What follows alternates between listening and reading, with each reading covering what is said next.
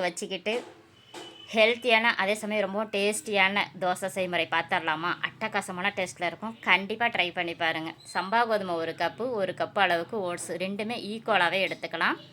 முழுகிற அளவுக்கு தண்ணி ஊற்றிக்கலாம். நிறைய தண்ணி ஊற்ற வேணாம், நான் நிறைய தண்ணி ஊற்றிட்டேன். நீங்கள் கரெக்டாக முழுகிற அளவுக்கு ஊற்றிக்கோங்க. 10 நிமிஷம் அப்படியே ரெஸ்ட்டில் விட்டிங்கன்னா பதன்னு ஊறி தண்ணியெல்லாம் எடுத்துருக்கும். அந்த ஸ்டேஜில் ஒரு மிக்சி ஜாரில் போட்டுக்கிட்டு ஒரு உருளைக்கிழங்கு தோலெல்லாம் எடுத்து சின்ன சின்னதாக கட் பண்ணி அதுவுமே சேர்த்துக்கலாம். காரத்துக்கு பச்சை மிளகா அப்படி இல்லைனா காஞ்ச மிளகா உங்களுக்கு தேவையானதை போட்டுக்கோங்க. தேவையான அளவுக்கு உப்பும் போட்டுக்கோங்க. 1 கப் அளவுக்கு தயிர் போட்டுக்கோங்க. தண்ணி ஊற்றாமல் நைஸாக அரைச்சிக்கலாம். நான் வந்துட்டு கொஞ்சம் தண்ணி அதிகமானனால கொஞ்சமாக ஒரு 2-3 ஸ்பூன் அளவுக்கு கோதுமை மாவு போட்டிருக்கேன். நீங்கள் கரெக்டான பதத்துக்கு நீங்கள் அரைச்சிங்கன்னா கோதுமை மாவே யூஸ் பண்ண தேவையில்ல. சம்பா கோதுமையும் ஓட்ஸும் மட்டுமே போதுமானது.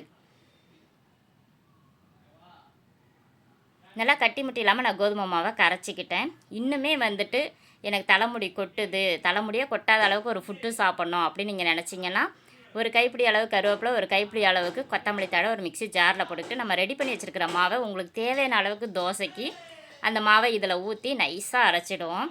அரைச்சதை இன்னொரு பாத்திரத்தில் தனியாக ஊற்றிக்கிட்டு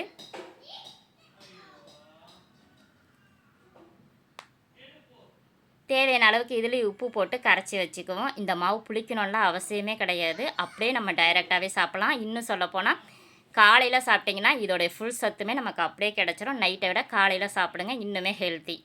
தோசைக்கல்லை நல்லா காய விட்டு இந்த தோசையை ஊற்றுனீங்கன்னா தோசை மொறுன்னு வரும். அதே சமயம் ஒட்டாமலேயும் வரும். டயட் இருக்கிறவங்களாம் இந்த தோசையை காலையில் டிஃபனாகவும் எடுத்துக்கலாம்.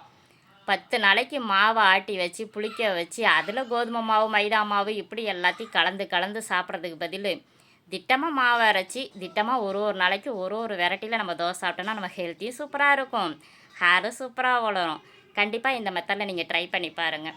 இந்த தோசை ஒட்டாமல் வந்துருச்சு. அதே சமயம் நம்ம கருவேப்பிலை போட்டு அரைச்ச தோசையுமே சூப்பராக வரும். இதே போல் நல்லா கடல காய விட்டு கருவேப்பிலை நம்ம அரைச்சி வச்சுருக்கிற தோசையும் நல்லா மெலிசாக ஊற்றி மொறுன்னு வரும். தோசை ஒட்டவும் ஒட்டாது கல்லில், அவ்வளோ டேஸ்டியாக இருக்கும். இதுக்கு நீங்கள் என்ன சைட் டிஷ் வேணாலும் வச்சு சாப்பிட்லாம். சட்னி சாம்பார் எல்லாத்துக்குமே சூப்பராக இருக்கும்.